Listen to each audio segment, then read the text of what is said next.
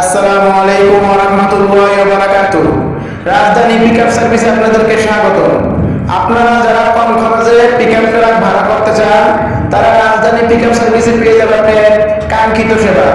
আমাদের কাছে পাবেন 7 feet, 9 feet, 12 feet, 14 feet, 16 feet এবং 20 ফিট পর্যন্ত খোলা গাড়ি, যার দ্বারা আপনি বাজারে মালামাল পাল্টাতে পারবেন।